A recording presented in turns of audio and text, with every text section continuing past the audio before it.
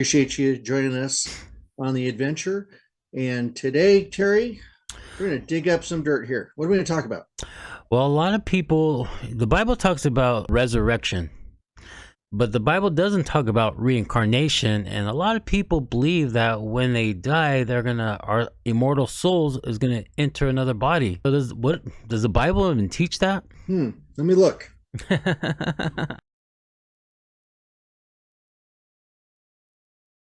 Last time I read, no. Doesn't.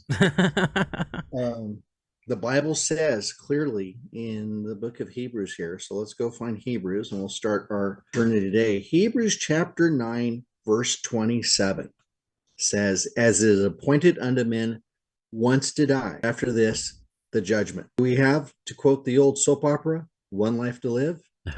Yeah, we only have one life to live. Now, if you are the type that goes into supermarket and in the checkout stands, there is the usual magazines, and I won't name them. You know what they are, but there's objects in the sky, and you know the planet we stand on being round.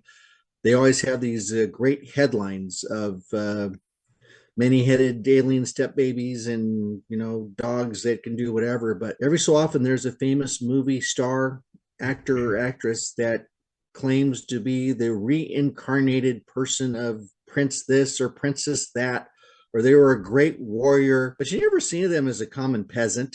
No. And even though it's kind of a hot topic today with certain groups, majority of the earth's population in times past were slaves. Jesus and the Bible talk about slaves and being, hardworking slaves. These rich and famous actors and actresses that claim to have afterlives or they're in another life, never some pauper, they're never some peasant, they're never a slave, they're always a king or a queen or a prince or some heroic figure. Yeah. So what is one religion you think, Terry, that deals with reincarnation? One could be Hinduism, the other one Buddhism. I have a list here: Hinduism, Buddhism, Jainism, never heard of that one, and Sikhism. One. Okay, so book that I've had for a while, the Handbook of World Religions. Dun, dun, dun. Okay, and you happen to mention Buddhism. Yeah. One of the things here on page 21 of this book that says, and for every religion in this book, it'll have a section on the view of the afterlife. And what it says here in this little section is, what comes after this life? Either nirvana for the devout, and that's not the grunge band from Seattle. Either nirvana for the devout or rebirth for those with lots of bad karma and still to undo. Buddhists believe that they experience countless rebirths in new bodies or forms until they reach nirvana, which is the cessation of suffering by the elimination of desire, the state of perfect contentment and salvation. What was the other one you said? That was Buddhism there. Hinduism. And the beauty is they laid out, Hinduism, page 20. I found it. Here it is, view of the afterlife. Hinduism teaches that at death, one's soul, or their Atman, is reborn or recycled into the world. This new incarnation might take human, animal, or plant form. Part of the green movement, maybe, huh? Yeah. No doubt. So certain Hindu sects believe that one can be reincarnated even to an inanimate existence. Wow. This is the ever-revolving wheel of samsara, the succession of lives that one must endure on the path to moksha, or that is, this is in parentheses, the liberation and union with the one. Sounds kind of like Star Trek and the Borg. Resistance is futile. The number of incarnations one experiences directly tied to the principle of karma, Hindu's law of cause and effect. Callous and selfish living results in bad karma attaching to one's soul. Bad karma can only be undone by suffering in another life and striving to follow the Vedas and principles of Hinduism. Living well in one current life ensures the reward of a better existence in the next life. Again, living well in what way? Yeah. Living well materially, politically. Materially can be economically. But how many people in the world today really live well?